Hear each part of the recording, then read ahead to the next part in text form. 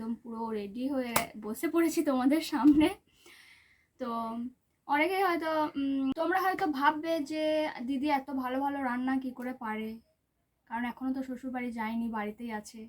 তো বলে দিই, সেটারও একটা অনেক বড় কাহিনী আছে। আমি এমনই একটা মেয়ে ছিলাম যে কয়েক বছর আগের কথা বলছি, চা করতে গিয়েও 50 বার ভাবতাম যে চিনিটা মেয়ে এখন আলু সেদ্ধ, ডাল ভাত থেকে শুরু করে বিরিয়ানি পর্যন্ত সব কিছু রান্না করতে পারে, এমনকি বাড়ির সব। জানতাম না, তার জন্য অনেক কিছু ফেস করতে হয়েছে আমাকে। তো hi friends, good morning, welcome back to my channel, যার নাম হচ্ছে তোমরা সবাই জানো, তবুও আর একবার বলে দিচ্ছি, tiyalivlog। আমার চ্যানেলে তোমাদেরকে অনেক অনেক অনেক স্বাগত। আর প্লিজ যারা আমার চ্যানেলে এখনও সরি, তোমাদেরকে তো জিজ্ঞেস করতেই ভুলে গেছি, কেমন আছো সবাই? আশা করছি সবাই খুব ভালো আছো, সুস্থ আছো, আর আমিও ভালো আছি, সুস্থ আছি। তো একটা কথা যেটা বলছিলাম, যে ভিডিওগুলো স্কিপ না করে প্লিজ শেষ পর্যন্ত দেখবে, আর ইন্টারেস্টিংয়ে আছে শেষ পর্যন্ত। আমি বোরিং ভিডিও খুব একটা বানাই না। আর যারা আমার চ্যানেলে নতুন, প্লিজ আমার চ্যানেলটিকে সাবস্ক্রাইব করে দাও বন্ধুরা, আর পাশে থাকা বেল আইকনটি ক্লিক করে দাও, আর প্লিজ কমেন্টে জানিও কেমন লাগছে ভিডিওগুলো আমার। তো চলো, এখন আমি আছি রান্নাঘরে, দেখে বুঝতে পেরেই গেছো, এখন বাজছে 10টা। তো এখন আমি রান্না করব, মা যাবে দিদির বাড়ি দাদাকে দেখতে, আমিও গেছিলাম সেই দিন, দেখেছো ব্লগে। তো এখন মা বেরোয়নি, একটু পরেই বেরোবে। মা আলুর তরকারি, বড়ি দিয়ে বেগুন দিয়ে একটা তরকারি করে দিয়ে গেছে। এখন আমি করব মাছের ঝোল, পুঁটি মাছ চচ্চড়ি আর মাছের ডিমের বড়া। তো ভাবলাম রান্না যখন করছি, আমি সারাদিন যেটাই করি সেটাই তোমাদের সাথে শেয়ার করি, তো রান্নাগুলো আজকে শেয়ার করব তোমাদের সাথে। তো প্লিজ শেষ পর্যন্ত স্কিপ না করে ভিডিওটা দেখতে থাকো, আর চ্যানেলটিকে প্লিজ সাবস্ক্রাইব করে দাও, একটু পাশে থাকো। আর যারা করে দিয়েছো তাদেরকে অসংখ্য ধন্যবাদ, এভাবেই পাশে থাকো। তো চলো, এখন আর কোনো গল্প নেই, আমি ক্যামেরাটা সেট করে নেব, তারপর রান্না করে তোমাদের সাথে গল্প করব। তো চলো। আর আমি এখন থেকেই ঘামতে শুরু করে দিয়েছি, একদম ঘেমে অবস্থা খারাপ হয়ে গেছে, দেখে বুঝতে পারছো। ফ্যান আমি অন করতে পারবো না, যদি ইন্ডাকশনে রান্না করি তাহলে ফ্যানটা অন করব, আর যদি গ্যাসে রান্না করি তাহলে তো অন করা যাবে না।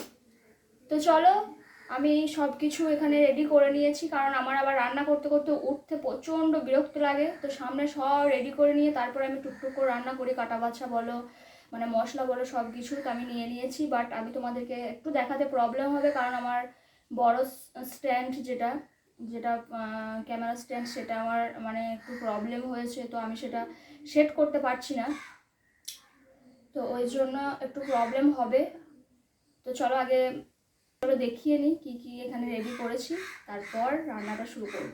তো চলো, এখানে পেঁয়াজ লঙ্কা কোচানো আছে, এটাতে মাছের বড়া আর পুঁটি মাছ চচ্চড়ি হবে। এখানে মাছের ডিমটা আছে, আমি ধুয়ে নিয়েছি, আরও একবার ধুয়ে নেবো। এখানে আছে যেটা মাছের ঝোল হবে, তার জন্য লঙ্কা, পেঁয়াজ আর টমেটো একসাথে বাটা আছে। এখানে আছে মাছ, পুঁটি মাছগুলো আলাদা করে রান্না হবে, এখানে এই মাছগুলো আলাদা হবে, এটা আমি নুন হলুদ দিয়ে মাখিয়ে নেবো। এখানে আছে আদা রসুনের পেস্ট, এখানে কড়াই আছে। তো আগে আমি পুঁটি মাছটা আগে বসিয়ে নেব ইন্ডাকশানে, আর এইদিকে মাছের বড়াটা আমি ভেজে। তো আগে আমি পুঁটি মাছটা, তোমাদেরকে যেটা বললাম যে পুঁটি মাছটা আমি ইন্ডাকশানে বসিয়ে দেবো, কারণ ওটা তো আর কষাকষির কোনো ব্যাপার নেই, ওটা পেঁয়াজ লঙ্কা সব মশলা দিয়ে একসাথে জল দিয়ে বসিয়ে দিতে হবে, ওটা এমনি হয়ে যাবে। তো চলো স্টেপ বাই স্টেপ করে নিই, আর তোমরা দেখতে থাকো, এনজয় করতে থাকো আমার রান্না। তো গাইস, এখন আমি করতে দিচ্ছি পুঁটি মাছটা। তো এখানে পেঁয়াজ লঙ্কা নিয়ে নিলাম, আর হালকা সরষে তেল দিয়েছি অল্প করে, আর এখানে নুনের প্যাকেট কোটোটা খুঁজে পাচ্ছি না, তাই আমি প্যাকেট থেকে নুন দিলাম। তো পেঁয়াজ লঙ্কা তেল দিয়ে ভালো করে চটকে নিচ্ছি পেঁয়াজটাকে। তো চটকে নেওয়ার পরে একটু পেঁয়াজ কম লাগলো মনে হলো, সেই জন্য আবার একটু নিয়ে নিলাম। তো এখানে হলুদ আর একটু লঙ্কা গুঁড়ো কালারের জন্য দিয়েছি আমি। তো ওটা চটকিয়ে নিয়ে এবার মাছগুলো দিয়ে ভালো করে মিশিয়ে নিচ্ছি। ওটা মেশানো হয়ে গেলে আমি জল দিয়ে দেবো এর মধ্যে, জল দিয়ে ইন্ডাকশানে এটা মানে বসিয়ে দেবো। তো ইন্ডাকশানে 10-এ দিয়ে দিয়েছি আমি, এটা বসিয়ে দেবো আর কি, দিইনি এখনও, দেবো। তো দিয়ে এবার মাছগুলো আমি ভাজতে বসি। তো এই দেখো মাছগুলো ভাজতেও বসে গেছি অলরেডি। আর এখানে আঁচটা আমি একটু কমিয়ে দিলাম, 10-এ দেওয়া ছিল, তো ফুটে গেছে বলে আমি 4-এ করে দিয়েছি, ওটা ধীরে ধীরে হবে এবার। আর মা ডিম তো মাছটা ভাজতে আমি অনেকক্ষণ আগেই বসিয়ে দিয়েছি, আর তোমাদেরকে পুরো প্রসেসটাও দেখিয়েছিলাম নুন হলুদ মাখানো। শুনতে পাবে নাকি জানি না আমার আওয়াজ, কারণ এখানে চটর পটর আওয়াজ হচ্ছে। তো আমি ক্যামেরাটা অন করতেই ভুলে গেছিলাম, পজ করে রেখে দিয়ে আমি সব কিছু করছিলাম, ভাবছিলাম শ্যুট হচ্ছে, বাট শ্যুট হয়নি। তারপরে দেখলাম চেক না করলে পুরো ভিডিওটাই আমার হতো না। তো এখানে মাছটা ভাজা হচ্ছে, এখানে আর কটা পিস আছে, মাথাটা দুটো পেটি। তো এই কটা হয়ে গেলে আমি এই কটা দিয়ে দেবো। তারপর এখন আমি মাছের ডিমের বড়াটার জন্য ডিমটা মাখিয়ে রেখে দেবো, তারপর এই তেলে ডিমের বড়া কটা ভেজে নেবো, তারপর মাছটা রান্না করবো। তো চলো এখন ডিমের বড়াটা মাখিয়ে নিই, সরি ডিমগুলো মাছের ডিমটা মাখিয়ে নিই। এইদিকে গ্যাসটা একটু কমিয়ে দিলাম। এখানে ডিমগুলো মাখানোর আগে আমি মাছগুলো একটু উল্টে দিচ্ছি, আঁচটা কম করে। আর বাইরে চলছে আব্বু রেডিও, তো একটু অ্যাভয়েড করে আওয়াজটা। তো এই তো মাছগুলো আমার ভাজা হয়ে যাচ্ছে ধীরে ধীরে। এইদিকে মাছ হচ্ছে, পুঁটি মাছটা হচ্ছে, আর আমি এখানে পেঁয়াজ লঙ্কা নিয়ে নিচ্ছি ডিমটা মাখানোর জন্য, মাছের ডিমটা। তো এখানে মাছের ডিমটা ধুয়ে আমি হলুদ নুনের মধ্যে ডুবিয়ে রেখেছি, কালারটা ভালো আসে সেই জন্য। তো ডিমটা প্রথমে দিয়ে পেঁয়াজগুলো নুন দিয়ে চটকে নেবো আমি, আর একটু হালকা বেসন, মানে শুধুমাত্র না ছেড়ে যায় ওই জন্য না দেওয়ার মতোই দিয়েছি আমি। বেসনটা অ্যাভয়েড করি সব সময়, চালগুড়ি ছিল না ওই জন্য বেসনটা দিলাম। চালগুড়ি থাকলে একটু মানে কুচমুচে হয় ডিমটা। তো এখানে লঙ্কা গুঁড়ো হলুদ গুঁড়ো একটু দিয়ে দিলাম হালকা করে। তারপরে এবার ডিমটা দিয়ে ভালো করে ওটা মাখিয়ে নিয়ে আমি ভাজতে বসবো। তো এগুলো মানে খুবই সিম্পল রান্না, কিন্তু টেস্টি হয় দারুণ। একটু লঙ্কা মানে ধনে পাতা থাকলে আরও টেস্টটা বেড়ে যেত। আর এখানে সেই ডিমের মধ্যে লাল লাল কি একটা থাকে, ওটা আমি একবারে অ্যাভয়েড করি, ভালো লাগে না আমার। তো আমার মাখানো হয়েও গেছে, এখানে আমি মাছটা নিয়ে আবার বসে গেছি। তো মাছগুলোও আমার ভাজা হয়ে গেছে মেবি। তো মাছগুলো তুলে নিচ্ছি আমি এবার এইদিকে। তো এক হাতে করে সবকটাই তুলে নিচ্ছি, সরি মানে এক হাতে করে ক্যামেরাটা ধরে আছি, তো তুলতে একটু অসুবিধাই হচ্ছে আমার, তবুও আমি কষ্ট করে তুলেছি, ক্যামেরা ধরার আমার কেউ নেই। তো এখানে মাছগুলো তুলে নিয়ে ওই তেলেই আমি ডিমটা ভেজে নেবো। তো মাছগুলো তুলে রাখছি ওই থালাটাতেই। তো আবার একটু তেল দিয়ে দিলাম ডিমটা ভাজার জন্য আমি। তো মানে এভাবে একে একে আর কি 3 দিকে হয়ে গেল আমার রান্নাগুলো, খুব তাড়াতাড়ি কমপ্লিট হয়ে গেছে। তো এই দেখো ডিমটা এবার আমি তেলে দেবো।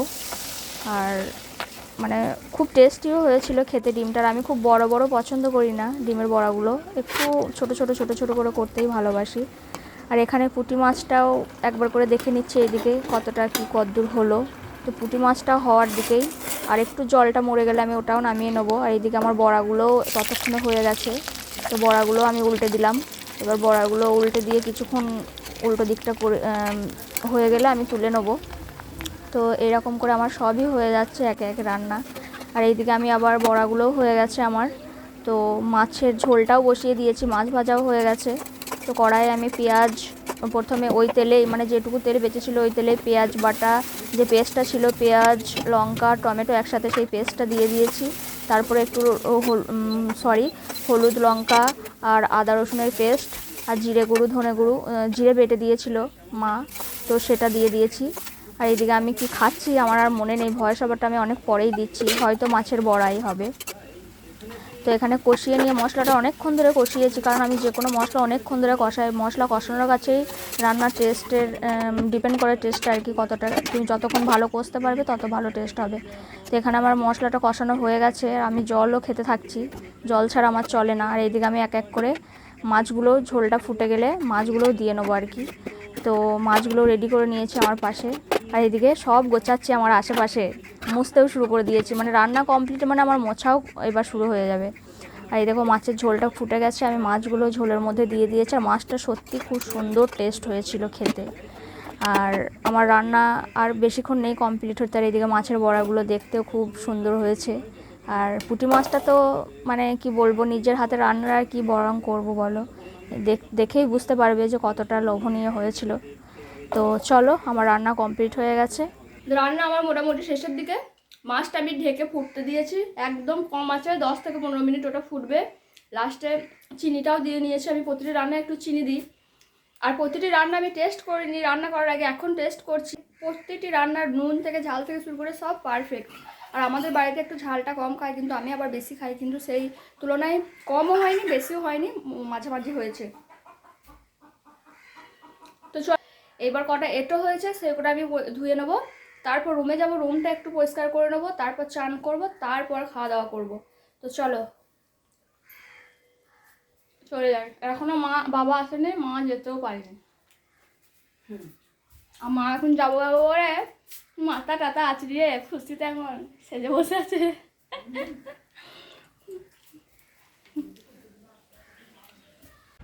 তো এখানে আমি চান টান করে মাথা আঁচড়াতে বসে গেছি, আর এখন টাইম পেলে আমি 2-3 বার মাথা আঁচড়িয়ে নিচ্ছি। অনেকক্ষণ ধরে আঁচড়িয়েছি, তোমাদেরকে দেখাইনি। চুলগুলো সুন্দর হয়ে গেছে আমার। তো এখানে সানস্ক্রিন আর ময়শ্চারাইজারটা অ্যাপ্লাই করে নেবো আমি, মানে করে নিচ্ছি। তো সানস্ক্রিন আর ময়শ্চারাইজার আমার মাস্ট লাগাতেই হয়, তো ওটাও আমার অ্যাপ্লাই করা হয়ে গেছে। এবার আমি চশমা আমার সাথী আর লিপ বামটাও লাগিয়ে নিচ্ছি আর কি, ময়শ্চারাইজার দিয়ে লিপ বামটা করে নিই আমি। তো গাইস তোমরা দেখতেই পাচ্ছ আমি ফ্রেশ হয়ে গেছি, মানে আমার ড্রেস চেঞ্জ, মানে আমি চান করে চলে এসেছি। রান্না কমপ্লিট হয়ে যাওয়ার পর আমি 1 সেকেন্ডও ওয়েট করতে পারি না, কেন কি জানি। রান্নাঘর ঢুকলেই মনে হয় যে চান করি। চান করলেও যদি রান্না করি আমি কিছু, তারপরেও মনে হয় চান করিনি, মানে পুরো চ্যাট চ্যাট করে আমার। আর সেটা উচিত ফ্রেশ হয়ে নেওয়া। তো আমি চান করে নিয়েছি। আমি চান করে আমার স্কিন কেয়ার, আমার সানস্ক্রিন, ময়শ্চারাইজার, লিপ বাম সব কিছু লাগিয়ে চুল টুল আঁচড়ে একদম পুরো রেডি হয়ে বসে পড়েছি তোমাদের সামনে। তো অনেকেই হয়তো, তোমরা হয়তো ভাববে যে দিদি এত ভালো ভালো রান্না কি করে পারে, কারণ এখনও তো শ্বশুরবাড়ি যায়নি, বাড়িতেই আছে। তো বলে দিই, সেটারও একটা অনেক বড় কাহিনী আছে। আমি এমনই একটা মেয়ে ছিলাম যে কয়েক বছর আগের কথা বলছি, চা করতে গিয়েও 50 বার ভাবতাম যে চিনিটা আগে দেবো না চাটা আগে দেবো, চা পাতিটা আগে দেবো না আদাটা দেবো, দুধটা কখন দেবো, মানে নার্ভাস হয়ে যেতাম যদি চা করার কথা কেউ বলতো আমাকে। সেই মেয়েই এখন আলু সেদ্ধ, ডাল ভাত থেকে শুরু করে বিরিয়ানি পর্যন্ত সব কিছু রান্না করতে পারে, এমনকি বাড়ির সব কাজই পারি। তো রান্নাটা আমার একটা কি বলবো অন্তরের জিনিস, মানে রান্না করতে আমার প্রচণ্ড ভালো লাগে।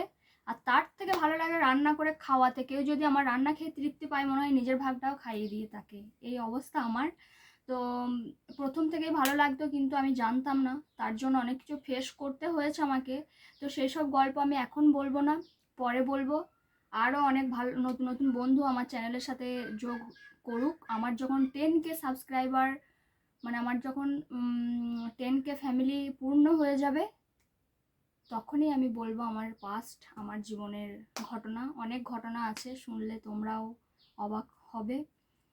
তো চলো আর বেশি বক বক করবো না, ফ্যানটা অফ করে আমি ভিডিওটা করছি। আওয়াজের প্রবলেম হবে বলে তোমাদের, পুরো ঘেমে যাচ্ছি, মানে সানস্ক্রিনগুলো সব উঠে পালাবে। আমি একটু বেশি ঘামি, আর মুখটা আগে ঘেমে যায় আমার, কেন জানি না। তোমাদেরকে বলেছিলাম যে আমি আমার মানে রান্না বান্না কমপ্লিট করে চান টান করে ইয়ে করব, মানে লাঞ্চ করব। তো এখন আমি লাঞ্চ করব না, আমার মনে পড়ে গেছে মা আমার জন্য কালকে তালের বড়া করেছিল। তো কালকে আমি খাইনি, সে করতে করতেই টেস্ট করেছি একটা। তারপরে রাত্রের দিকে 2টো খেয়েছিলাম, সুইট ক্রেভিং হচ্ছিল, তো 2টো খেয়েছিলাম। তো এখন তালের বড়া খাবো, তারপর সে 1:30-2টো বাজবে, তখন লাঞ্চ করবো। এখন বাজছে 11টা 10-15 হবে হয়তো, আর আমার রান্নাটা করতে লেগেছে 50 মিনিট। তো চলো তালের বড়া খাই, আর ফোনটা নিয়ে একটু ঘাটাঘাটি করি, আমার যা কাজ আর কি। তো চলো টাটা, আবার পরে কথা বলছি। আর তালের বড়াগুলো সত্যি খুব সুন্দর হয়েছিল, যারা যারা খাবে চলে এসো আমাদের বাড়ি।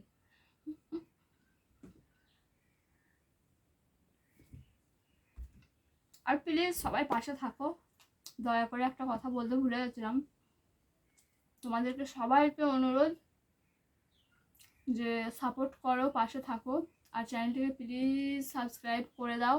আর ব্লগগুলো না স্কিপ করে শেষ পর্যন্ত দেখো, আমার হাম্বেল রিকোয়েস্ট যে আমার ব্লগ দেখো, তোমরা দেখো, অবশ্যই ভালো লাগবে। এখন তো আমি সবে শুরু করেছি, হয়তো অনেক ভুল ত্রুটি আমার ব্লগে আছে, আমি সেটা আস্তে আস্তে আমার সেগুলো কভার হবে। তোমরা একটু সেগুলো একটু মার্জন, মানে ক্ষমা করে দাও, মানে একটু অ্যাডজাস্ট করে নাও, আর প্লিজ পাশে থাকো, আমার হাম্বেল রিকোয়েস্ট। আর যারা পাশে আছো, যারা আমার ব্লগ দেখো, যারা সাবস্ক্রাইব করেছো আমার চ্যানেল, তাদেরকে অসংখ্য ধন্যবাদ আমার তরফ থেকে, আমার বরের তরফ থেকেও। সে তো নেই, আমি তার হয়ে বলে দিচ্ছি। তো চলো টাটা, আবার পরে কথা বলবো।